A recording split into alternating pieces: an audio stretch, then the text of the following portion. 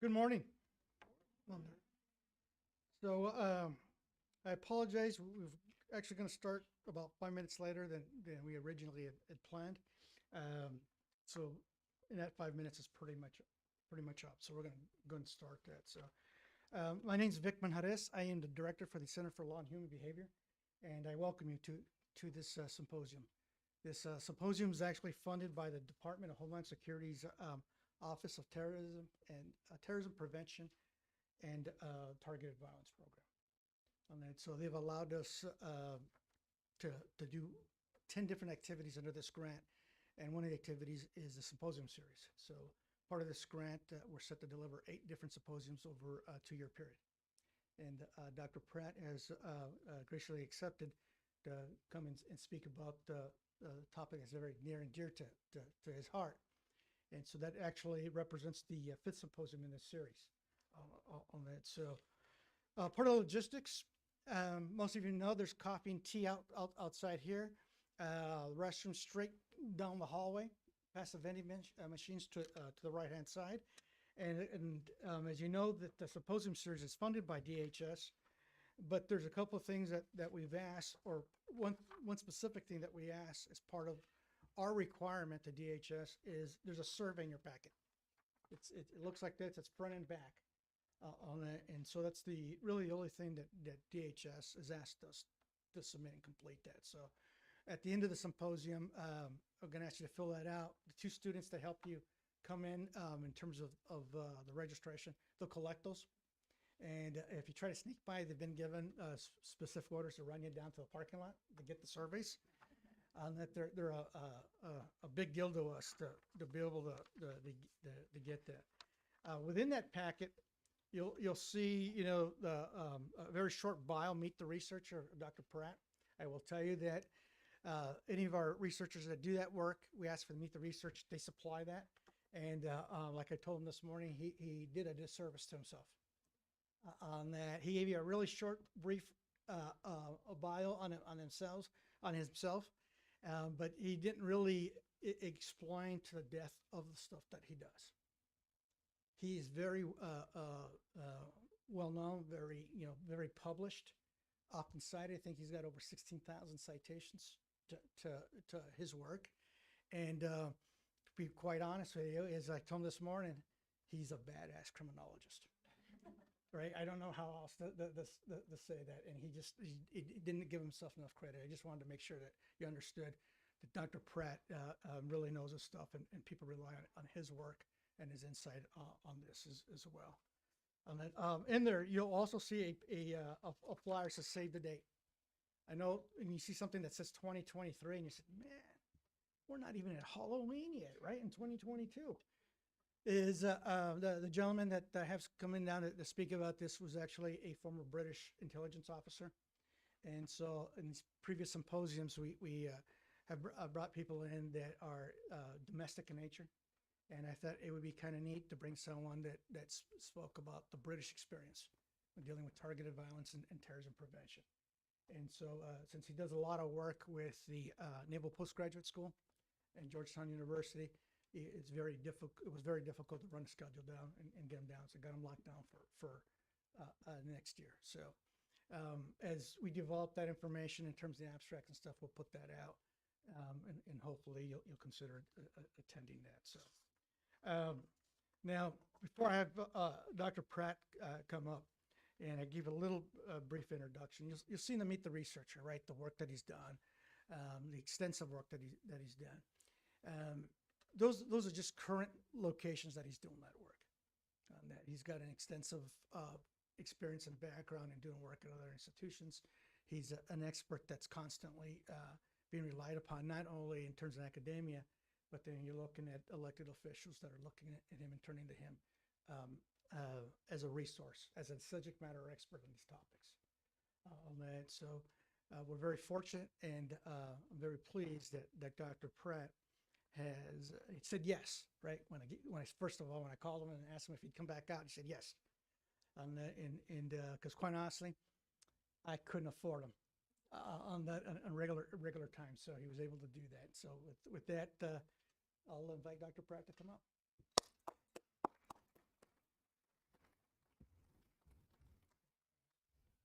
thank you for the great introduction. I guess like 70% of that's probably true. Um, and so I just want to say thank you all for coming out. I know you had other things you could be doing today. And so I'm glad that you're here. I'm going to do my best to keep everybody's eyes open and engaged with this. I do have to stand here. I can't pace, which is my natural state of being. And so if you see some like vibrating nervous energy from me, that's where that's coming from. I feel like I need to move around and can't do it, but that's all right. So I just wanted to start out. Let's take a look at this title. All right, the title's a mouthful. I admit that it's a lot, right? But it takes up like 3 lines on my resume, and so that was really the whole thing, to really stretch that out, bloat it up a little bit. So right-wing religiously motivated violence in the U.S. current status transit, a case study in the radicalization process. That case study part is really going to take up most of this presentation. As Vic says, I've done a lot of work in my career. A lot of it is very quantitatively heavy, pretty nerdy stuff, and so this is a departure for me as well. This case study thing is going to be switching gears a little bit, but I hope it goes over well. So I guess the first thing I want to get out of the way is why are you talking about this? What is it about this? Why even try this? But before I get to that, we're in El Paso, This is like one of my mom's favorite albums. She still has this. I called her, like, do you still have that album? Because I listened to it all the time when I was a little kid. El Paso and Big Iron. I've listened to those songs 1,000 times. And so I told her I was going to put this slide up here. And so I'm delivering on that promise to my mom. Okay, so hopefully she's very happy with that.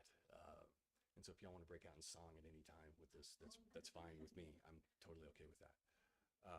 But why? Okay, let's get back to the question. Why this particular issue? And it's that picture right there is why I'm interested in this. Okay. And so I don't know if you've seen this picture a lot. It's a screenshot from a video. They show it on Cops a lot. Okay. So just to give you a little history of this, in 1996, I know that was a very long time ago. 1996, I left the Spokane, Washington area in a 1990 Ford Escort, loaded down with like my clothes and a 500-pound RCA color TV. Right? Remember those old TVs? How huge those things were? You had to like 5 people had to carry them around. I carted one of those in a Ford Escort for 2,000 miles because I felt like I needed to, which is just nuts. But okay, so as you see from the timestamp on the bottom, right, so February of 97. And so I was sitting in my apartment in Cincinnati where I just started the first year of the PhD program there. I didn't know anybody really, I just moved 2,000 miles. And I'm sitting in my apartment in a white wicker chair with my RCA color TV laying on the floor, watching TV. And I was watching the news, and all of a sudden this video pops up of these 2 guys popping out of that blue Suburban. A lot of rounds get fired, very close quarters. No one got hit, which is amazing. All right. And so they're trading gunfire, and they show this a lot. This is a very popular clip now. But at the time, I'm just seeing this normal thing going on outside of Cincinnati, Ohio, right? And then they pop up a guy's picture, and it turns out it's this dude, a guy named Chevy Kehoe, okay? And I'm thinking to myself, there can't be 2 Chevy Kehoes in the world. There can only be 1 Chevy Kehoe. And the reason I know this is because I went to junior high with Chevy Kehoe in Kettle Falls, Washington, a town about as big as this room. I graduated in a class of 32 people. A small little logging town up in the corner of Washington, Idaho, and Canada. You can throw a rock and hit either one of them. Tiny, tiny little town. And Chevy Kehoe came to us in 7th grade from North Carolina, all right? And he was this bright kid. He's funny. We were friends with him. He was an honor student. Teachers liked him. Had a really thick, funny accent that we made fun of in a good way, but that was Chevy. And he'd been to my house. His brother had been to my house. His parents had been to my house. And yet here he is in Cincinnati, Ohio, however many years later, it was like 1985, 86, 87, something like that, where we went to school together. And in 1997, here he is shooting at police officers. And I'm just like, what? I get on the phone immediately to call everybody back from the Kettle Falls and say, Chevy Kehoe shooting a police officer, Chevy Kehoe shooting a police officer. Like, what happened here? Right? And so this is really what sparked my interest in this whole thing, right? Was this guy right here that I knew as a kid. And here he is now, right? And so that's where it started for me. That's the kid right in the middle there. That's Chevy as a junior high kid at Kettle Falls. All right, and just for gratuitous purposes, there's that Pratt kid. 8th grade with braces and a football jersey. Good Lord, look at that picture. That's terrible. All right, but this is where it started for me, right? This is where I knew this kid, right? And at one point, myself and another buddy named Bart Evans, this was in 7th grade, we decided to write a song about Chevy and his funny accent. We had to perform this at the 7th grade talent show at Kettle Falls Middle School, which we did. There's like 5 of us sitting on the edge of the stage, and Chevy was behind us wearing overalls and a rocking chair and a big fake jug of whiskey, right? And now he was in on it, right? And it was in a yearbook. And I spent like 2 weeks calling everybody up there trying to track down a copy of this yearbook, and was unsuccessful. No one could seem to locate this because I know there's a picture of that, and I would have loved to have given that to you guys because it's awesome. But it wasn't going to happen. So I decided to go with my 8th grade photo instead because that's even more embarrassing for me. So perfect. So this is where it started, right? And so we were in 7th, 8th grade, and around 9th grade or so, he went to the neighboring town, and by 10th grade, he had been pulled out of school. And we didn't hear much about it, right? We kind of lost touch with him. This was before cell phones, and so you can't get a hold of everyone that you want to. And around 10th grade or so, it's like, oh, he's out of school. And then we'd heard that he'd started to get in with the kind of white supremacist polygamist movement. And we're like, what? Chevy? Again, didn't think a whole lot about it. It was kind of weird. We thought, well, that's a little strange. And then that was literally the last we'd really heard of him until 1997, when he's popping out of a blue Suburban, emptying his gun at folks, right? And so, and this is where it got real bad. All right, this is Bill Mueller and his family, and this is what Chevy was on the run for. So, and I'll get into some of the more details later, but to suffice it to say, he and an accomplice robbed this family. The Bill Mueller guy was part of the same kind of white supremacist militia movement that Chevy was involved in. And Chevy and a buddy dressed up like police officers and raided the home and stole firearms, cash, coins, all that kind of stuff. Put bags over the heads of all 3 of them, asphyxiated them, killed them, and dumped their bodies in the Illinois Bayou River. Then they were discovered about 6 months later by a fisherman. Right. So this is where it. Let me see if I can. That's where it started, right? And this is where it went, right? And so, to me, this was the question driving all this. How do you get from there to there? Right? How do you get from junior high, honor student, teachers loved him, he was in the gifted education program, bright kid. How do you go from there to this thing? And I'm, at the time, it's like, late 1990s. I'm getting a PhD in criminal justice. Of course, it's right in my alley. I'm learning all this stuff, like all this stuff that I'm learning in books and in articles and from professors and everything else. I'm trying to filter that through this. How can this help explain this kid that I grew up with? I mean, how do you do that? How do you wrap your head around that? Right, and so that's really the question for this. And so I also want to say that if at any time during this presentation y'all have questions, raise your hand, come up. You don't need to keep that stuff till the end. We can have a conversation here. We're all grown-ups. We're fine, right? And so that's where this stuff is at. And Chevy was in a federal facility in Virginia, and about 5 years or so ago, I got a letter from him out of the blue. Just appeared. What is this? And it was from some facility in Virginia. I'm like, what is this? And I open this up, and it's a letter from Chevy. And the first thing he said when he started out says, well, it looks like we ended up in the same field, just other sides of the wall. I guess, okay, I guess that's one way of putting it. But he still had that sense of humor that was running through it. He's now in a Supermax facility in Colorado.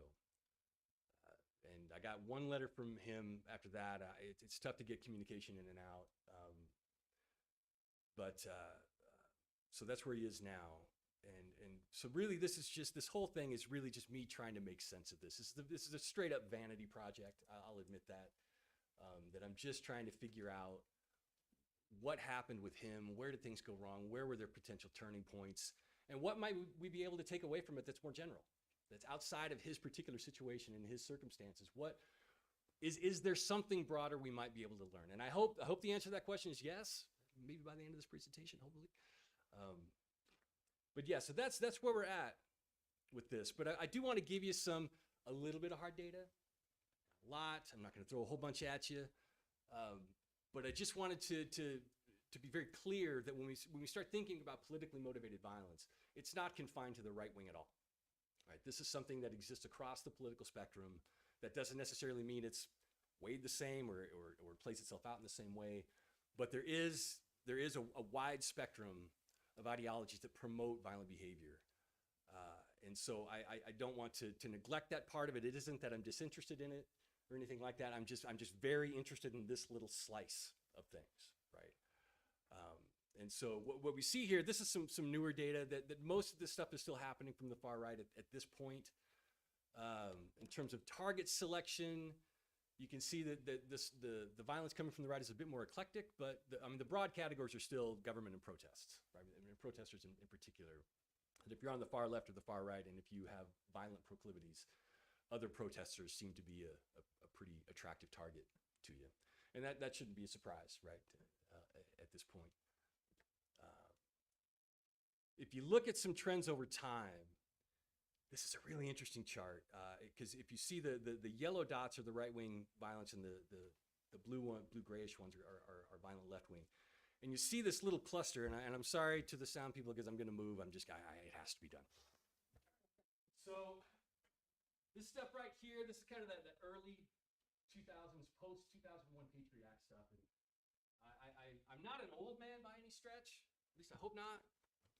But I find myself a lot lately beginning sentences with, I'm old enough to remember when, and it happens a lot. It happens a lot, especially when I see these teenagers wearing like Def Leppard t-shirts and Guns N' Roses t-shirts. I'm like, I remember when that first came out. And so if you remember those early 2000s days of post-Patriot Act, you had a lot of kind of violent protests from the left about that, right? And so that's why you're seeing that cluster here on the left. Here's 2015 that really kind of kicked off our more contemporary time with this, right? And so it's definitely occurring with more frequency now, and most of that is coming from the right side. And again, if you're looking at trends over time, firearms are still the weapon of choice from either side of the political spectrum. This just seems to be the weapon of choice for sure.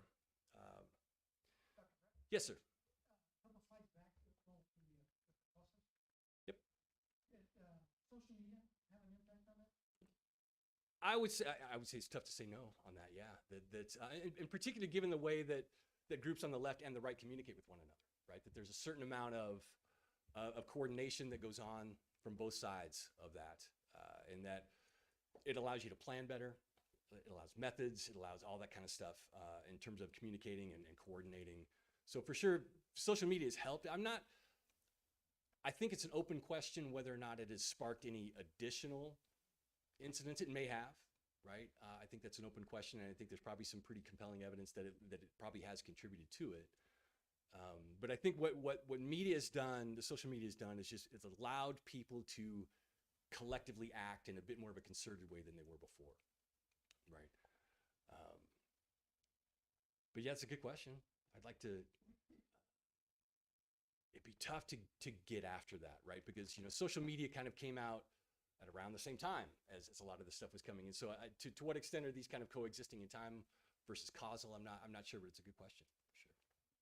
What was used, like what type of events fell with it? Yeah, a lot of that's a good question. A lot of the stuff it draws on data from the Southern Poverty Law Center. And so they keep track of hate groups around the country pretty carefully, and they compile a lot of data. No. I absolutely could be skewed. And what could skew it is the definition of a hate group, right? Is where it's like, okay, if someone does some sort of what seems to be an ideologically motivated incident, right?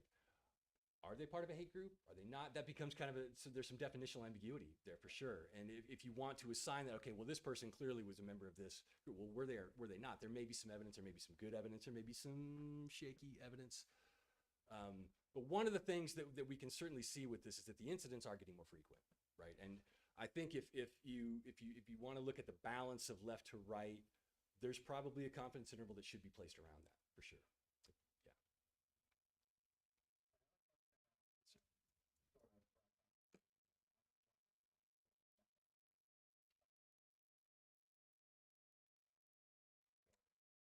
Most of the time, believe it or not, it's very clear. If you're talking about violence that has a political motivation, it's usually right out in front.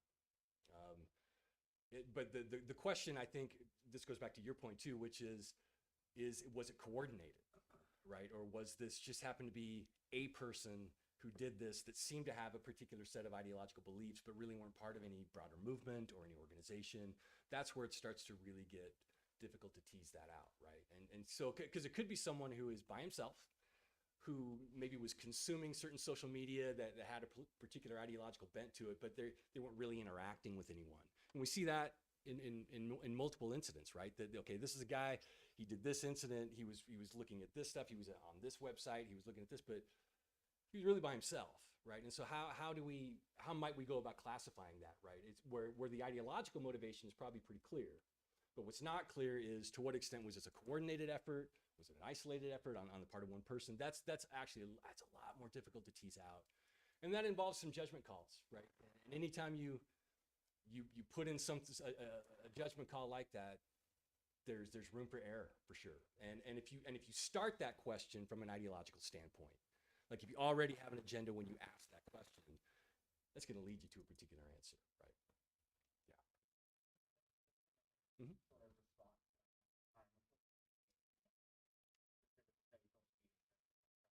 Cool.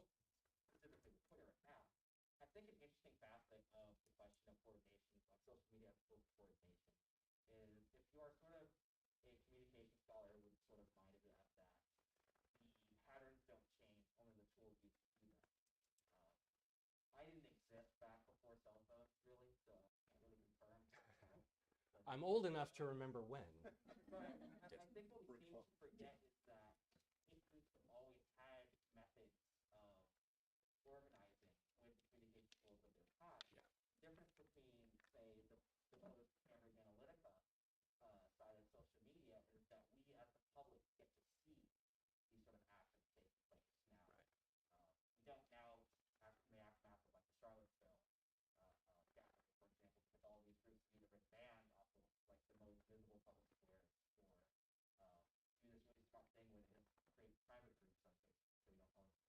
Right. I think it's a really interesting level of analysis. Not necessarily is social media the blame for this, but how are social media platforms being utilized? How are they Right. taking advantage? No, and that's a great question. I'm convinced that what we see on Facebook groups or Twitter is tip of the iceberg stuff, right? That what these groups allow to be seen is tiny compared to the amount of communication that they, other methods that they use. And they still go old school. There's still a lot of post office letters and stamps that get done with this stuff, right? And these groups, and particularly on the right, on the political right, have been using computers in one form or another since the early '80s for their communication. And so it's a long-standing thing for sure. That's a good point. Yeah, okay. Let's take some broad takeaways here. All right. I want to be very clear again that this happens across the political spectrum, that this is not confined to the right wing at all, that this really does cover the extremes on both ends right now. And there are certain times of our history where certain groups have been a little more active than others, right? We seem to be in a period right now in recent years where more of the stuff seems to be coming from the right. That could change. You never know. I was just talking with some colleagues here about, I spend most of my time in the Spokane area. And we had some incidents this last year with Antifa coming over from Seattle. And we all kind of knew it was coming. Tracking and vehicles and everything. There was this big advance announcement of Antifa's coming, Antifa's coming. And downtown Spokane got ransacked pretty good. A lot of downtown businesses got destroyed, windows got thrashed in. So that was Spokane's response was kind of like, are they really coming? Is this a thing that's really happening? And it did. And in true Idaho fashion, because Idaho right across the border, so Coeur d'Alene, Idaho is right across the border from Spokane. Coeur d'Alene handled that very differently, to say the least. Coeur d'Alene's responded. I don't know if you've been up into that area at all in the country. It's gorgeous, beautiful area. But Coeur d'Alene as a town armed itself to the teeth completely. I mean, they had it up on the news. And they had like news crews down there, and they had like news vans coming down the streets, and the entire main street, it was standing room only. Everyone was fully armed. Automatic weapons, everything, all the gang was all there, right? Every weapon you could think of was there, and they were ready, and their attitude was, this is not happening here, period, and it didn't. Antifa decided that they weren't going to travel 8 miles east from Spokane into Coeur d'Alene, that they thought better of that particular move. So it's what a time to be alive, right? And so it's and I don't think we're done with it. We've got a midterm election coming up, and we've got another election in 2024. I don't see this stuff slowing down at all. I see this kind of continuing. Complex problem for sure. But let's get back to Chevy. Let's get back to Mr. Kehoe on this. And so, how are we doing on time? Good. I promise not to keep anybody late. Right? We're gonna finish this thing on time. We're gonna roll. Okay. All right. That is my promise to you all. All right. Because I don't want to be like, hour and 50 minutes into this and look out here and see you guys doing this stuff, like, looking at your phones or whatever, right? Okay, we'll keep this going. So to fully understand Chevy, there's I would argue there's three really important components here. And the first is this broader, for lack of a better term, the white power movement that he was in, and really that his father was in. You can't understand Chevy without understanding Chevy's dad. And so that's really the second thing that's critically important in his life, is to understand that immediate familial context that he grew up in, and how that influenced him in significant ways. And the third thing is where this kind of coalesces. Again, for lack of a better term, I'm calling this the toxic trilogy of a very particular brand of religion. That's intimately tied to both racism and firearms. Like those three things in that particular movement really coalesced in a fundamental way. That for this movement that Chevy was entrenched in, you can't separate out any one of these three. They're all central to his identity, central to his father's identity, central to the community that he runs in. Right? And so I'm just trying to stay on time. We're good. We're a little ahead of schedule, meaning that there's plenty of questions if you have questions pop up. So let's talk about this white power movement, because this provides the kind of broader context for this entire movement countrywide, especially on the kind of right-wing militia side. And the Vietnam War is absolutely critical to this movement, right? This isn't to say that the white power movement didn't exist before that. Absolutely it did. It of course did, especially in the South with the KKK. All of that stuff was obviously very present long before the Vietnam War, but the Vietnam War was different, right? It had a different set of influences. And the big thing here is how it united different generations that used to not like one another, right? If you look at that, the World War II generation that really contributed a lot to the KKK movement down south, they didn't like Nazis. That generation went to World War II to fight the Nazis. And so when you saw this kind of resurgence of the neo-Nazi movement among the younger generation, the World War II folks didn't like that. Like, oh, well, we're not cool with that at all. I went over to Germany to fight the Nazis. I don't want to come back to the United States and have to see that here, right? So there was a big friction between those generations up until the Vietnam War, right? And it was the Vietnam War that coalesced all of that. So this was really the shared goal, right, of the kind of different generations and different movements that coalesced after the Vietnam War was we need to save this country. Got to save this country from the communists, from the liberals, from whomever, right? This was a very unifying kind of event that happened where there was this shared goal. And this idea of save the United States, this is really, really important. Because that was again, this shared goal that everyone could kind of rally around, get rid of their differences politically and procedurally, right? Because they had this unified goal of we need to save America. So that's the first one that we need to understand because Chevy's father was a Vietnam vet. And Chevy's father, Kirby is his name, came back from Vietnam, very entrenched in this movement, extremely entrenched in this movement. The second thing that happened, Greensboro, North Carolina, 1979. Okay. So in that year, it was a crazy year in North Carolina, which is odd because again, this is Chevy Kehoe's home state. But in terms of the broader movement, so in July there was a showing of this movie called The Birth of a Nation in China Grove, North Carolina. You ever heard of this movie, Birth of a Nation? Psychotic would be a very appropriate term for Birth of a Nation, right? And it's really the basic premise is that you've got a white, God-fearing family community huddled in fear in their homes as mobs of communist black people raid them and try and kill them, essentially. And that's the Cliff Notes version of that. I mean, but it spoke very clearly to that white power movement of, well, we need to protect ourselves, we need to protect our women, we need to protect our children. And so that happened in July, and there were a lot of protests outside of that movie that the white folks who were putting it on didn't like. So there's, and later that year in November, there was a Death to the Klan rally that was a response to the showing of Birth of a Nation. And so there was this in Greensboro, there was this big rally, and it was again anti-Death to the Klan rally, and the white power folks showed up, very heavily armed, and started opening fire. 5 people ended up being killed. 14 members of the Aryan Nation white power movement that were arrested for this. They went on trial. The Greensboro 14 were all acquitted of this.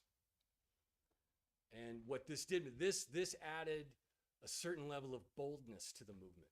That it was in 79, okay, we can do this, we can clean house, and we're okay legally. Like you can't understate or overstate, I don't know which is the right phrase here.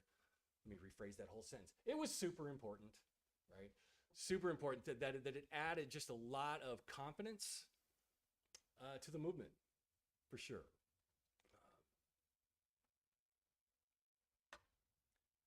And then this happened. The Aryan Nations World Congress in 1983. Okay. So this happened in Richard Butler's compound in Hayden Lake, Idaho, where I grew up in Kettle Falls, Washington. Again, if you had a decent arm, you could throw a rock and hit it. Okay. We didn't really know it was there. They kept it themselves. And it's rural Idaho, man. It is rural. Big trees, big mountains, big lakes where you can hide, essentially. So Richard Butler built his compound there, and they kind of stuck to themselves. I mean, they really kept it in-house. And I was telling the colleagues again that my wife's family moved up from San Jose, California in the early 80s, around this time. And they're Native American, and her father is a police officer, and her father's buddy was an African American guy, a police officer as well, and they all moved up. They're right next to this compound. They had no idea what they were getting themselves into, that you've got a Native American family and a black family right next to Richard Butler and his Aryan Nations compound. Never heard a peep out of him. Didn't even know it was there till later. And it's since become defunct. Now there's a really big amusement park next to it now, Silverwood, that has roller coasters that make you go upside down. I don't do that. I have no need to have my feet above my head. That's crazy. But this was really important. This event was crazy. Our movement, because they declared war on the U.S. government. Right? And so this is a big switch from that post-Vietnam attitude where we need to save America from this.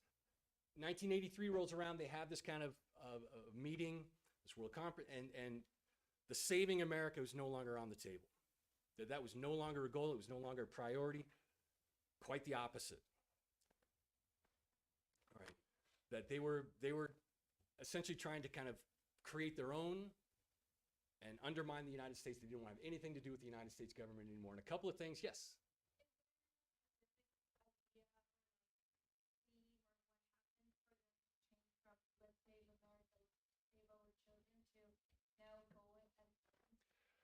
You know, that's a really good question, and I've read a lot about that meeting. The details are, I wish there were more,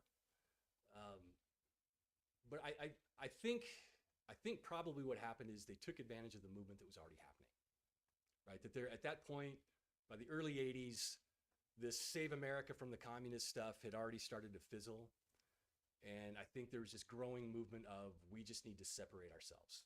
And just get away from that. And I think what this did was just solidify that particular idea. Yeah.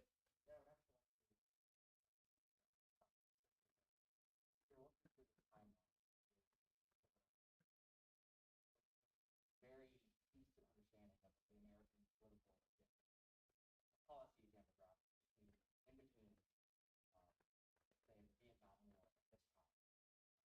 Understand that the U.S. was in a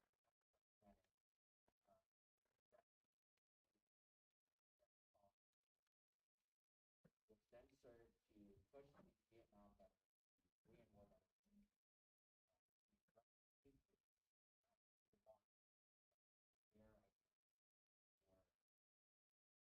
War veterans, it wasn't until then, in the late 1970s, the Nixon administration, more years with the Reagan administration, where we saw this hard shift back to the political environment that we sort of are still dealing with today.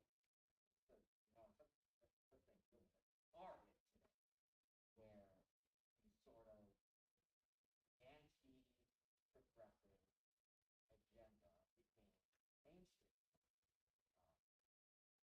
Where I think an interesting bit of data that actually facts this up with a few slides ago, you notice that a majority of the violence taken from all sides of the political spectrum was against the government. Without diving too deep into the data, I would assume that a lot of left-wing violence, if you take it from, say, the 1960s, 1970s, was mostly probably against the government as a response to Vietnam. Following the end of those wars, there wasn't a sort of polarizing force from the government for people to rebel against us to sort of turn their attention to each other. Instead of protesting the Vietnam War, we protested the protests in the Vietnam. Just as an example of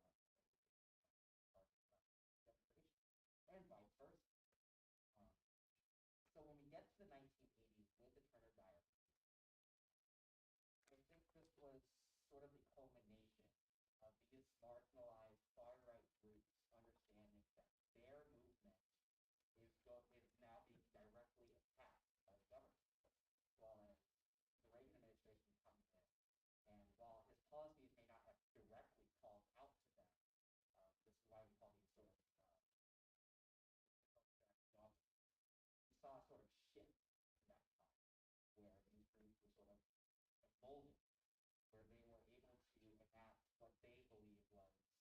right just action to save the country. And then when it became visible, as we saw in Charlottesville, and the government sort of like, said, you know what, never mind, actually, never mind, take that back. We don't want to be associated with this. It sort of creates a storm, which I think we're going to get to further down with the presentation. I'm not sure if that's just No, hold it, just Pratt, continue. No, it's all good. It's all good. Travis, I got a question on the key provisions. What's that? I got a question on the key provisions. Sure. The use of computer technology for communication. Sounds like It does, and that again, that's one of the reasons why I wanted to make sure that that was a critical turning point with this, because we're still dealing with this, right? And so again, it was the early '80s, wild west of computers, right? And it stayed that way really until what, mid '90s probably. I mean, you remember the early days of the internet, man? There was nothing. I mean, you could do anything. There was no regulation. It was absolutely crazy. And so from up until that time, absolutely. But this notion of the leaderless resistance is really, really important. These guys, that there was no, even though that Richard Butler was the head of the Aryan Nations in Hayden, Lake Idaho, they were pushing this idea of small individualized cells scattered all over the country with no real central leadership at all, right? And that was by design, right? So if one unit kind of gets cut off in Michigan or in Wisconsin or in Texas, right, the others are unaffected by that, right? It made coordination a little bit more difficult, obviously, but this is still the model that we share today. This notion of leaderless resistance is still a really core part of this whole thing, absolutely. And to your point about this kind of backlash, I'll agree with you and disagree with you on a point. I'll agree with you that by the early 1980s, the Reagan era really did solidify the kind of right-wing rhetoric on that in a number of ways. It wasn't just within this particular movement, but it was a direct response to that kind of progressive era stuff in the late 1960s. In the 1970s, there was a lot of conflict about that. I probably wouldn't characterize the 70s as a progressive era. It had progressive elements, right? But nothing like the late 1960s. 1970s rolled around. There's a lot of conflict over that. There were fights about, especially within the criminal justice realm, there were fights about how are we going to treat offenders? How are we going to sentence them to long? Are we going to rehabilitate them? There was a lot of kind of back and forth with this. By the time the 80s rolled around, a new movement had kind of politically taken hold, right? And the Reagan era is fascinating for a number of reasons, right? And one of this is a bit of a tangent, but I like tangents, so I'm going to go on it anyway. Where it really transformed from a criminal justice standpoint. Think of something about drug use and the relationship between drug use and crime. Right? That they're very intimately twined. They always have been. We can debate on whether or not it's causal, like drugs cause crime, or sometimes it does, sometimes it doesn't. Sometimes they're a product of the same thing, right? But there's no doubt that prior to the 1980s, the dominant view of drug use, drug abuse, and those problems was much more kind of macro and contextual, that you have to understand the context that people live in. You have to understand their communities. You have to understand their families. You have to understand their life trajectories, right? It's complex, right? It's this complex thing that surrounds drug use. And then the 80s rolled around and Nancy Reagan gave us Just Say No, right? Remember those ads? Again, I'm old enough to remember the Just Say No commercials. But again, and we can laugh about this and think it's kind of odd, but the message is actually fascinating, right? So you take this idea of all the complexity that surrounds drug use, all the complex factors that go into this, and we now have a message that none of that matters. Only thing that matters, just say no. So that little phrase reduced drug use and crime in general away from a much more complex, multi-level, multi-factor problem to one problem of individual choice. And that transformed so much criminal justice-wise, so much that you can't underscore just how fundamental that switch was. And again, what that also did in the context of this is when you transfer away from broad social processes and institutions to this idea of individual responsibility, right? How that played into this, right? And so it certainly did solidify in that early 80s that conservative movement and where a lot of kind of confidence and boldness really did emerge that wasn't necessarily there before. Word about this is actually a pretty good time to stop. And so we're going to hold off. And some really cool stuff is coming later. I promise you. So grab some coffee, go to the bathroom, get some water, do what you need to do. And we'll be back in a little bit. Reconvene in 15 minutes. Okay.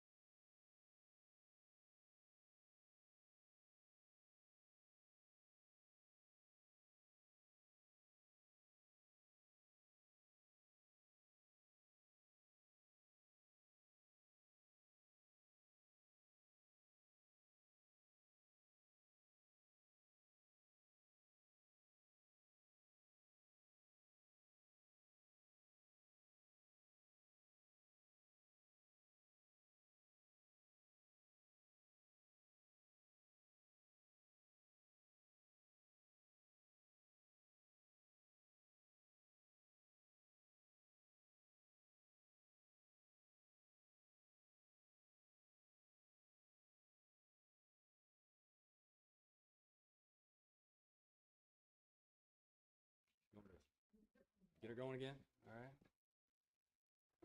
All right. So let me figure out where we're at on this in my presentation. All right. So, okay. Back to this idea of the three kind of broad things we need to know, the white power movement. This is the second one here, which is, there's Kirby. Oh, Chevy, yeah. That's Kirby. So this guy, I remember Chevy was at my house in 7th grade. I don't know what we were watching on TV. I couldn't tell you. It's probably an Atlanta Braves baseball game would be my guess, because cable TV came to Kettle Falls in 1981. And so the Braves were on TV every day at 4:35. So everybody in my town became Dale Murphy fans. We all like Bob Horner, Rafael Ramirez, Chris Chambliss, all that group, you know. So my guess is if I was alive at 4:35 that day, I was watching the Braves. And so my guess is that we were doing. And then Kirby shows up in the biggest Jeep I'd ever seen, like CJ5 or 6 or something, I don't know, with like a 12-inch lift. It was obnoxious. Had tires as big as my house. And I remember this later. At the time, it would just seem kind of a little strange, but I remember how quickly Chevy reacted when Kirby showed up. And like he switched gears. He went from being relaxed, enjoying himself, hanging out with his friends, terrified. And I just remember, like, damn, wow. That was quick. But you know, I didn't think a whole lot of it because I'm Generation X and all like that. So it wasn't that far out of things. But you know, certainly as an adult, and I can kind of telescope back and see what that reaction for what it was. Right? He was terrified of his dad, absolutely terrified. And so to understand Chevy, you gotta understand Kirby. So, and very important to this was this Christian identity religion that surrounded all of them. And I don't know how familiar you are with this Christian identity stuff. It's a oh my God, it's a really interesting religion because there's no central theology to it. It's this strange kind of hodgepodge of we're gonna borrow this from this fundamentalist unit. We're gonna borrow this little principle from fundamentalist Mormons, or and then we're gonna Frankenstein this together to have this kind of, again, very strange Christian outlook.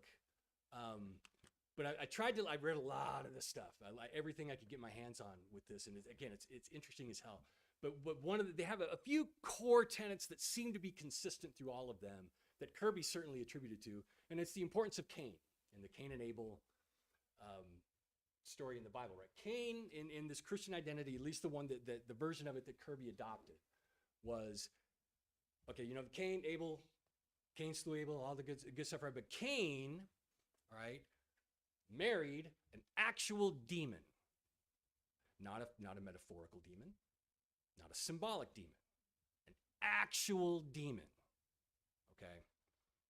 And the union of Cain and this demon spawned, in their mind, anyone that doesn't have white skin.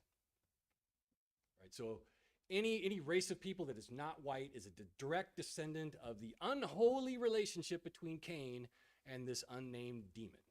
I shouldn't say unnamed. They had like 3 or 4 different names for it. So no one can really agree on who the demon wife was.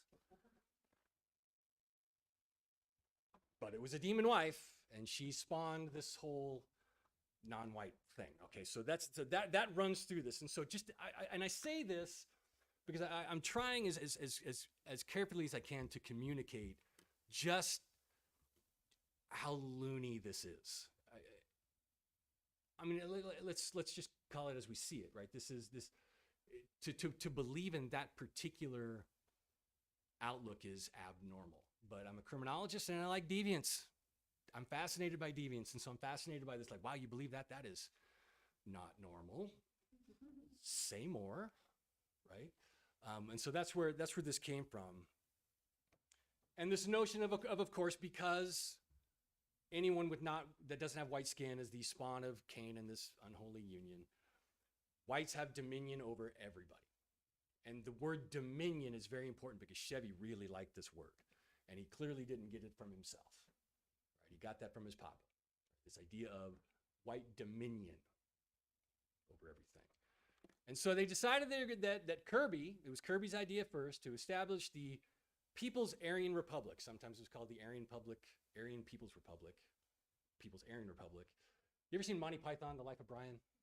The Judean People's Front? No, it's the People's Front of Judea. No one got that joke. Thank you. Thank you for those of you that are nodding. You're my people, right? And so, but that was really this idea that we're going to establish our own state. So again, go back to this idea from 1983, right? Declaring war on the U.S. government, separate completely. And the Northwest was a great place to do it for them. They had their eye on Washington, Idaho, Montana, Oregon, that little circle up there that I spent the first 18 years of my life. And so I can see what's appealing to that, right? It's rural. There's a lot of open space. Land is cheap. And so they thought, okay, we can buy up a bunch of land. We'll start our own nation using polygamy. It's a very important part of this, right? The whole idea is Kirby and Chevy was encouraged to do this. Take on multiple wives, have as many children as you can to populate the new country. It was really about driving the population of this new nation. And to do this, they engaged in all kinds of criminal enterprises, a lot of fraud, theft. They're counterfeiting, trying to disrupt the currency in the United States. But this idea of fraud is super, super, super important. Right? Super important. I'm going to return to that in just a second. But this is Kirby. This is your dad, right? And at one point, so Chevy had a younger brother and some other siblings. A younger brother named Shane, in particular, that was kind of running with him when he was on the run. And Shane ended up testifying against Chevy in his trial. Shane was a very different kid than Chevy. He's quiet. Looked up to his older brother. They both tried to please Kirby, but Shane didn't have the backbone that Kirby wanted out of his sons. Chevy was tougher. Chevy was a lot more receptive to those messages that Kirby was saying. But at one point, because Shane was not kind of getting on board with this idea, Kirby floated the idea to Chevy to kill Shane. And I mean, going straight up Isaac and Abraham on him, right? I mean, and that was the first word where Chevy's like, dang, what? Chevy didn't kill his brother. But imagine growing up in that household, right? Imagine that that's where you spend your time. With a father that is now suggesting that you kill your brother because your brother isn't tough enough to run the movement. And so that's where this kid was at. So to return to Chevy, so we understand now the kind of broader white power movement. We understand the familial context that he was in. And to go back to the original question of how do you get from here to here? How do you get from 8th grade junior high kid, bright, funny, personable, to this, right? There are certain turning points that ended up being really, really important for Chevy. And the first one is when he got pulled out of school. So around 10th grade or so is when his dad yanked him out of school because schools are just there to indoctrinate his children on communism and race mixing and everything else that he abhorred, right? And this was a significant development because Chevy was good at school. He liked school. He had friends at school. But that wasn't okay with Kirby, so Kirby yanked him out of there. Right? He tried to get out when he was 16, 17. He contacted an old teacher from Colville High School. So Colville was 8 miles away from Kettle Falls. Contacted a science teacher there and asked him to help him run away to the Navy. He wanted to get the hell out of Kirby's house. He wanted to leave. And he asked this guy, could you drive me to the recruiting office so I can get out of here? And the teacher, because Chevy wasn't 18 yet, the teacher didn't feel comfortable doing that. He's like, I can't do that for you, man. I can't basically kidnap a 16-year-old kid and take him to the Navy office. He just couldn't do that. And this haunts that guy to this day. He's a retired teacher now. I had a brief conversation with him, and this is how how many years later? 30 years later, and he still had a lot of trouble talking about it, like a lot of trouble talking about it. It was tough for him to even get that stuff out. He feels incredibly guilty about this, that this was a turning point that he missed, that this was an opportunity to maybe put this kid's life on a different trajectory. And he, you know, in his defense, he didn't have all the information that he needed. And so I can understand where he was coming from in that. I mean, how hard would that be? You're a science teacher in a small rural Eastern Washington school, and a 16-year-old kid comes up and says, "Man, could you take me to the Navy office and get me out of here?" I mean, what would you do with that, right? How would you behave in that circumstance? That's a tough question. That's a lot to ask of another person. But at the end of the day, he didn't do it, and Chevy ended up going back with his pops. But that was another missed turning point, I guess. There's no counterfactual. We don't have a hot tub time machine. We can't go back and make things different. But you can imagine how his life would have turned out differently had he been able to make that change. So living in that small community there, were authorities ever called in to any of the other members or whoever else was there? Were there any assault, family violence, anything like that? Yeah, that's a great question, because here's the unfortunate reality of that. So at that time, my dad worked for the Department of Social and Health Services for about 30 years. And so he worked with abused kids. And we were a foster home.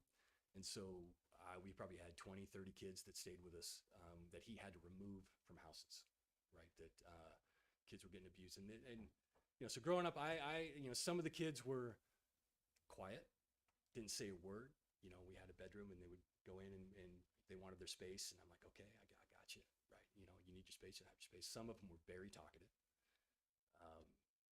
And some of the most horrific stuff you can imagine, you know, happened to these kids. I remember, this is another tangent, but I'm going to go ahead and go on it. What's the statute of limitations on assault in Washington? I don't know. You'll figure out why in a second. So I was 22 and came back from college to Kettle Falls, and I went to TJ's Tavern in Kettle Falls, Washington, where they're very proud. They have this big sign that says "We Speak Canadian." We were there playing. I was playing pool with my dad, and I looked off to the side, and there's this guy that was just giving my dad the stink eye, hard. And I didn't know this dude. I'm like, what? I'm looking at this guy like, what? What's going on here? And my dad's a large man, 6'2", 2 1/4. He's a big boy, and this guy wasn't. And I'm thinking, dude, you have bit off way more than you can chew here if you're eyeing this guy. Like I've seen him thrash some people, you know, in my day, and this guy's looking like, okay. And I'm thinking to myself, good luck, buddy, have at it, man. And he had a couple buddies with him. I would look at Dad and I'm like, what's this guy over here? What's his problem? And Dad said I had to take 3 of his daughters out of his house because he was abusing them sexually. And the guy's pretty pissed off at it. And I'm like, oh, okay. And then I'll give you the Cliff Notes version. About 10 minutes later, there was a massive bar brawl, and it was a lot of fun. And I didn't get arrested, and so that's good. And that's why I asked about the statute of limitations. And now this is being recorded. Damn it. Travis, what are you thinking? But one of the and we've seen this now with COVID. One of the things we saw when there's issues of abuse, more often than not, it's the schools that pick up on that. When it's kids, it's teachers, it's counselors that see what's going on and they report that. That reporting ends up going to a social worker where that gets investigated. Chevy wasn't in school, you know, and so it was being homeschooled. It was all hidden, and so there's no one to say anything because there's no one to witness anything. And we've actually seen, man, when COVID hit, and you saw, again, this is another tangent. When COVID hit and no one was in school anymore, you saw a lot of those reported incidents of child abuse just drop. Like, do you think that's not happening? Of course it's happening. But they're not in school, and so there's no one there to call them out on it, right? And we're going to be seeing the consequences of that for the next 10, 15 years, absolutely. And we have no idea how severe that's going to be. But there's no doubt that continued. But that was really the problem, is that, yeah, there's horrific abuse going on, but it wasn't being witnessed by anybody outside the household. So did his teaching report back to CPC. Even though he's not a student, he's still a minor. Right, right. Yeah, He could have. completed your report. He could have, yeah.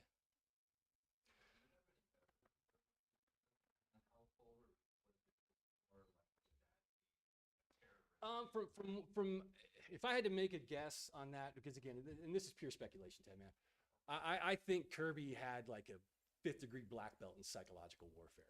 And I think he just had an amazing ability to just intimidate and scare and just terrorize those kids and his wife, so that no one would speak out against him. It was, I think that's what was really going. There was probably some physical stuff, maybe even a lot of it, but I think that what was more consequential was just the fear that he had an ability to induce. I mean, he asked him to kill his brother. I mean, that in and of itself, I mean, man, try and wrap your head around that one. I mean, good God. Yeah, so so he's pulled out of school, failed attempt. He jumped with both feet into this Christian identity thing. Ended up having multiple wives, started having kids right away. But here's where it starts to get really interesting, all right? He joins Kirby in this insurance fraud scam. So Kirby knew Bill Mueller and his family. They ran in the same circles for gun shows and things like that.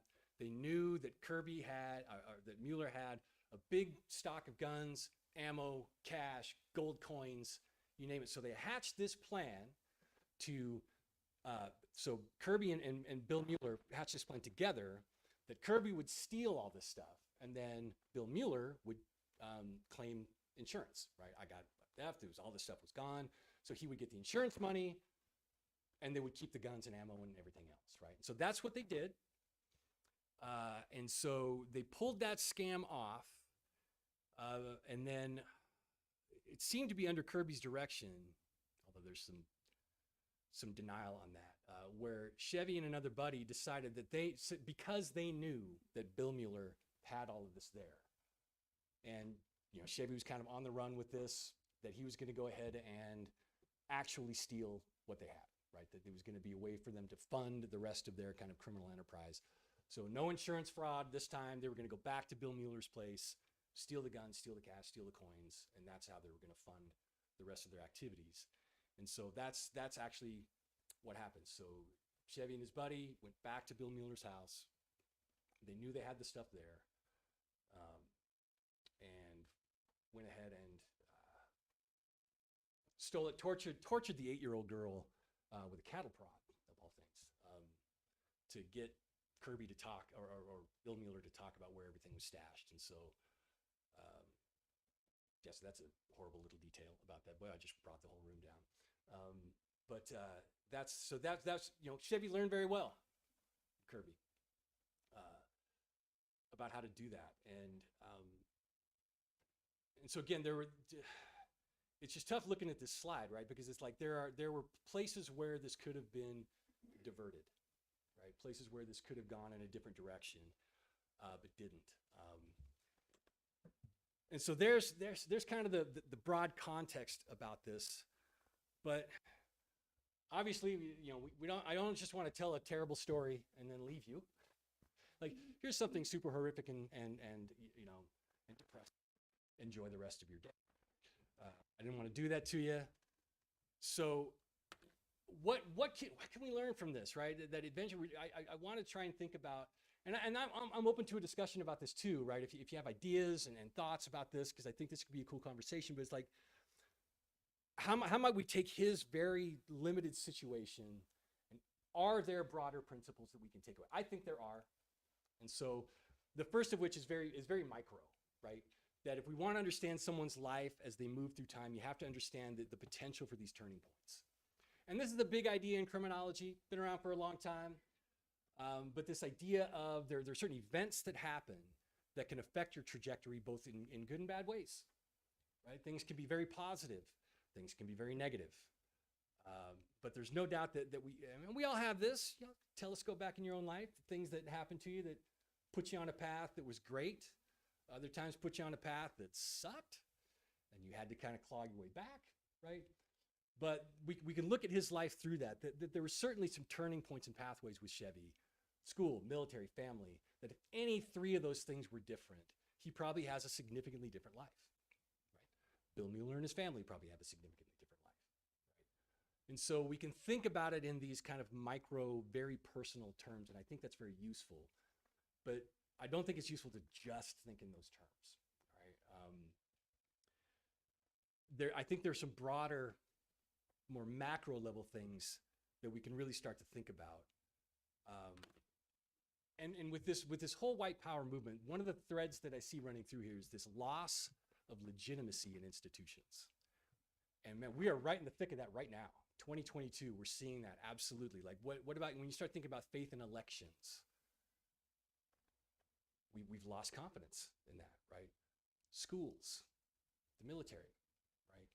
Whenever there is this loss of legitimacy, and again, with the white power movement and the movement that Chevy was involved in, think of Ruby Ridge, Waco, right? All of this served to reinforce the absence of legitimacy of the federal government, right? Again, Ruby Ridge, remember Ruby Ridge, Randy Weaver?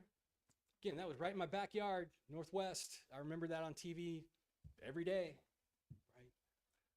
Waco, Texas, same thing. But the message to this particular movement was the same, right? That you can't count on them. You can't count on the FBI. You can't count on the federal government. They're illegitimate, right? And as we know, nature abhors a vacuum, right? So when you remove that legitimacy from these institutions, something is going to take its place. Something has to come in and fill that void, right? And that's where this idea of this kind of toxic trilogy, I think, comes in. Is for this particular group, right?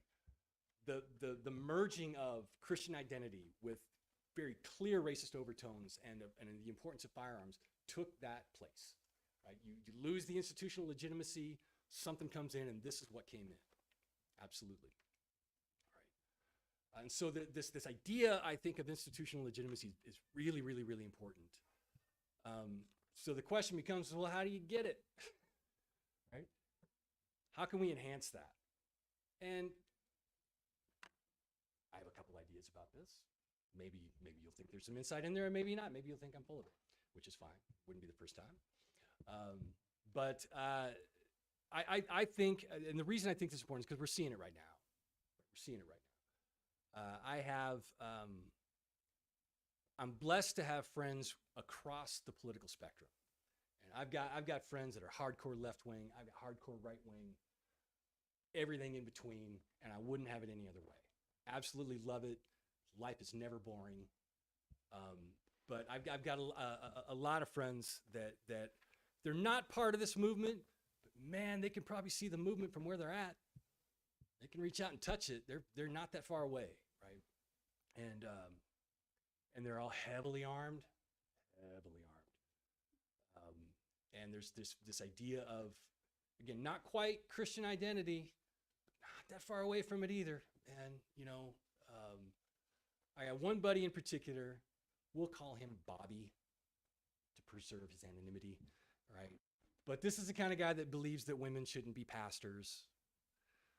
That kind of thing. He's got an arsenal at his house. And when the Uvalde thing hit, and I said I wasn't going to talk about this, but what the hell, I'm doing it. It affected him deeply because it reinforced everything in him that he needs to be packing every day, everywhere, because no one's coming to help you.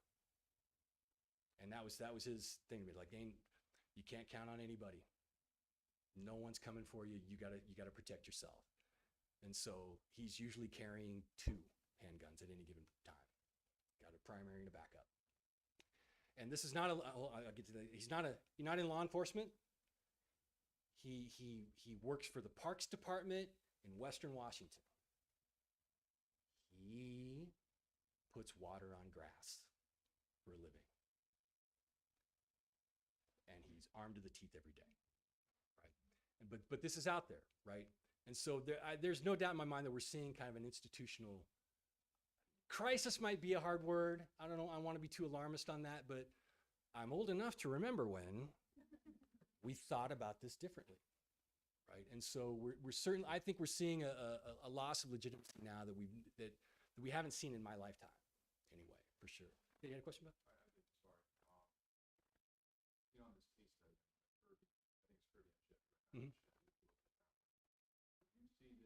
this movement at them or just them? When we see normally like violent men get radicalized, normally it's a very, very different camp, right? Where Yeah. they have feeling of belonging, isolation. Now, throughout the spectrum, left, right, Right. not just in the United States, worldwide, the young men that are radicalized are looking for someone to Right. belong to. They're disaffected. They're not bonded. Yeah. I would say that's probably the majority, right? So this movement you're saying, is that what I'm taking away from this? The broader implications is just for this movement where it is like family-based, like you're even saying, they're not playing part of it, they Right. reach out and touch it. It's I would say that's accurate. Yeah, I think this particular movement that Chevy was in is because they weren't unbonded necessarily. They were bonded to antisocial people, which isn't great, right? But they weren't necessarily the kind of disaffected, alone kind of thing. No, and that's a different. I think that's an incredibly difficult problem on its own, right? a bigger problem. So I'm not Yeah. trying to No, I think you're right. Yeah. I don't know. That's an open question because again, you've got these tiny little cells scattered all over that really keep to themselves, and so I'm not sure. I'm not sure how localized that really is at this point. It may be, it may not be, right? But I agree with you that this is absolutely not the only pathway to this. This is but one, and it was Chevy's, right? But others follow definitely different pathways for sure. one last interesting, not interesting sense, but this is the only murder he was ever accused of. The murders they believe they were involved with. No, this is the only one that he really got wrapped up in. His partner in this particular offense, he'd done time for homicide before, and he just got executed a couple years ago for this offense as well.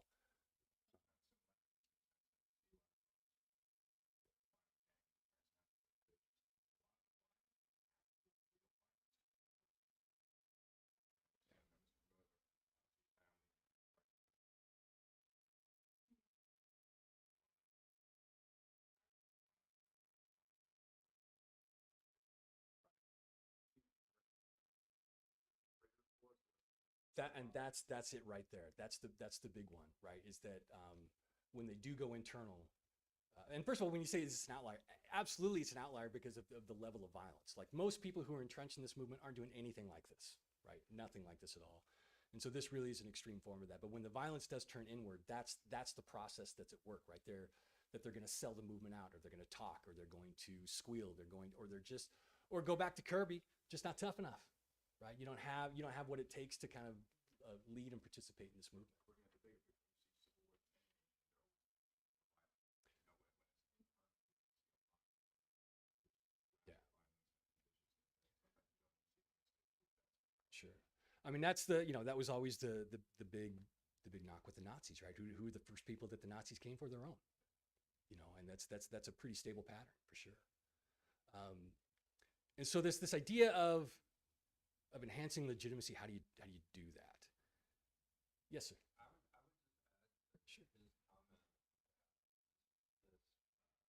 that this well the religious Christian identity. identity. Yeah. People will also come to that as isolated, disaffected people too. I actually knew somebody in the Pullman, Washington area who had moved from, I guess, New Hampshire, and he was disaffected. He was a loner, and he joined. Yeah. So in these movements, you can kind of come to it organically through your family, or you can come to it, as kind of a loner Right. looking for. No, and that's a great point, Ted, because like that Christian identity thing is both a consequence and a cause, right? And so for someone like Kirby already had those beliefs, right? He already had the racist beliefs, the arming himself and all that stuff. And so for him, the Christian identity was reinforcing something that I already believe, right? So he didn't have to go very far to adopt that, right? It was in many ways it was a chicken and the egg kind of thing. Where his racism and all that kind of stuff came first, the Christian identity came second to kind of reinforce that. For Chevy, it wasn't, right? For Chevy, that came first, right? That was in the house all day, every day, right? So that was an immediate context for him, right? And so it's really interesting to see where in the process something like that religion fits with this, right? So for some, I think it really is causal. For some, not so much, right? For some, it's a post hoc justification for stuff they already thought, right? One of the great lines, you ever watch the show Justified by chance? Oh, you're missing out. It's so good. It's been gone for a while, but it's based on some Elmore Leonard novels. I don't know if you ever read any Elmore Leonard. Elmore Leonard is fantastic. So but it's this great show. It had one of the best bad guys ever in TV, Boyd Crowder. I like me a good bad guy. But Boyd was one of these characters that adopted the language of Christian identity. You look at the pilot episode of Justified, and he's spouting off straight Christian identity stuff. Is fascinating, right? And the main character, Raylan Givens, who I named a little cat after. I had a little cat named Little Raylan Givens. Raylan Givens says, I think, Boyd, you just want to use the Bible to do whatever the hell you were going to do anyway. Right? And that's the way I kind of see Kirby with this, is that he just used Christian identity to do what he wanted to do anyway. A little bit, but he wasn't a terribly charismatic guy because he was a jerk, right? Chevy was on the other end of that. Chevy was a pretty charismatic dude. Chevy had an ability to get people to follow him because he was interpersonally very good. And he, had a full mouthful of teeth and everything else. So he looked the part, he sounded the part. He was, he could play that game much better than Kirby could, for sure. Yeah. Shane and his mom both testified against Chevy in the trial. And so they have no contact with him at all. I think they move around a lot. Last I checked, they were in Arkansas, I believe. But I'd have to do a where are they now kind of thing and track him and his mom down. But public records are going to be tough because, man, they like to get off the grid. But they both testified against him. And at one point, Chevy was threatening Shane, because after the shootout, that jumping out of the Suburban and everything, there was another shootout there, but they left. They ended up in the hills of Utah for years, working odd jobs, manual labor stuff. And Shane said repeatedly in the trial that he was in fear of his life, that he wanted to get out, he wanted to leave, but Chevy's like, you leave, I'll kill you. And I don't know how much that was real or how much that was rhetoric, but given that Chevy seemed to not have much of a problem killing, probably would have believed him on that. But yeah, yes. Well, that's probably why they move around a lot, right? Because they're afraid that they might send somebody after them after so many years and not for five. And that's just it. It's like they're still. My guess is that they're still, at least, even if they're on the periphery, they're still in the movement. And so there's the need to kind of stay off the grid. Chevy's house when back in junior high, it didn't have any power, no running water. They're fully off the grid, and that was not an accident. That was by design, because they were convinced that the UN had Black Hawk helicopters, that they were going to come in and follow the road signs that were marked in the back and everything else, and come get them. That's a real belief that they have. If you've ever gone to have you ever gone to any gun shows by chance? Love them, love the death. Gun shows are awesome, right? If you like people watching, like gun shows and airports, man, those two things are just they're a never-ending treasure trove of people watching, right? And I remember I was probably 1920 or whatever, and there was a gun show in Missoula we went to, and so the militia of Montana had a booth set up, and they had their Constitution and their literature. And so I picked some up and I was talking to the student. I was this cocky, smart-ass 20-year-old, and I'm reading their pamphlets, correcting their grammar and saying you don't need a comma there, but it was fascinating. It was fascinating the things that they will believe, that that you've got. The UN has these sophisticated weather machines that cause hurricanes and tornadoes, etc. Etc. was in the pamphlet. And I asked the guy, well, what's in the etc.? What falls in there? He didn't have an answer, but yeah. But it's fascinating stuff. And again, it's still active. it's absolutely still active. Yes.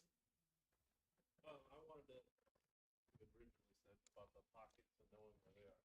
The FBI actually has a task force, the Sovereign Citizen Task Force, that is in Austin, Texas, at the DPS Fusion Cell headquarters, that is, has members of TDCJ, TABC, and a bunch of other agencies that solely follow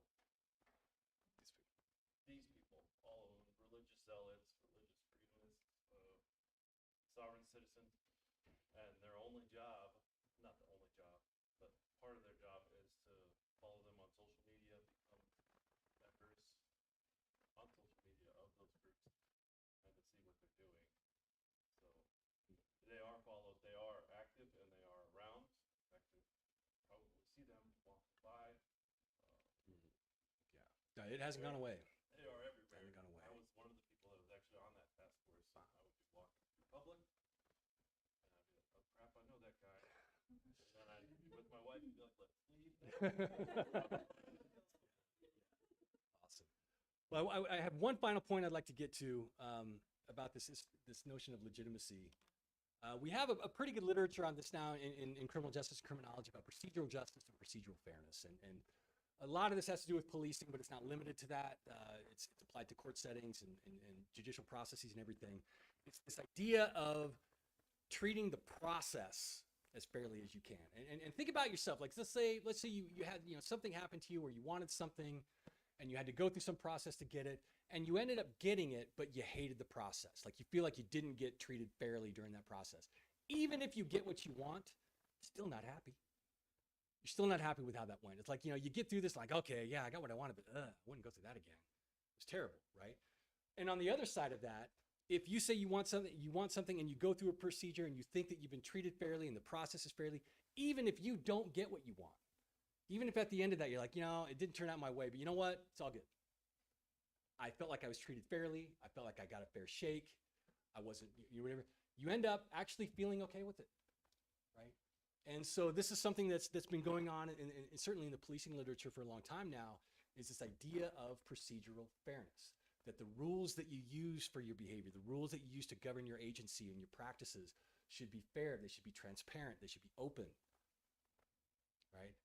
So that way nothing's hidden, nothing's back-channeled or anything like that, so that even if people don't get the outcome they want in a maybe a police-citizen contact, right? Even if they don't get the outcome that they wanted, they still feel as though that they were treated fairly. So that actually ends up enhancing the legitimacy of that institution. So people, even if someone got arrested, right, they'll come away from that thinking, you know what, I kind of had that coming. I got treated fairly. I got treated with respect.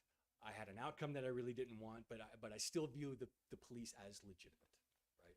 Versus even if you got something out of that interaction that you wanted, but you thought that interaction went in a direction that was unfair or discriminatory in some way, you're not going to view the police as legitimate. Just not, right? And so this idea of procedural fairness, procedural justice, I think is fundamental to this. And again, I know that it's not a cure-all, and it's not easy to do by any stretch, right? But this is a variable that I think social institutions should really consider more carefully than they are right now about being concerned about their own legitimacy and about what they are doing to either enhance that or undermine it. And we see this with police, we see it with schools, we see it with the judicial process. That when the procedures look unfair or hidden or too ideologically motivated or biased, even if you get the outcome you want, you're still not all that happy about it. And so that's where I think when we start thinking about what can we do about this, I know this idea may seem a little bit removed from it, but I do think it's incredibly important, this idea of legitimacy. Hold on just a quick second. That's all I got. So yes. Yeah, I think that in the modern sense now, following Mr. Pickett incident, 2008 financial crisis, we saw the Occupy Wall Street banging down the doors of Congress, well, banging down Wall Street, building, demanding that government institutions that basically allowed Wall Street through the subprime mortgage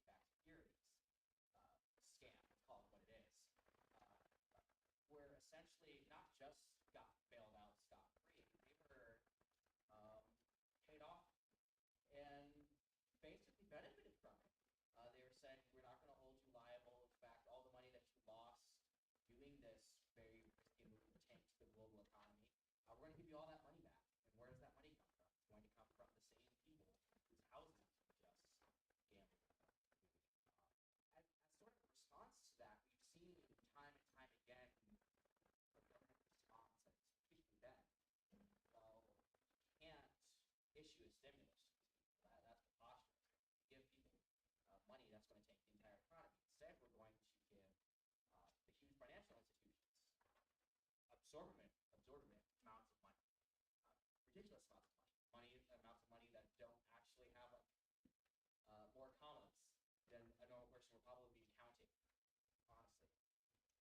And what sort of effect we see of this is that this understanding where these wackos are legitimized to an extent, where they have this understanding that big government's not going to come and bail them out.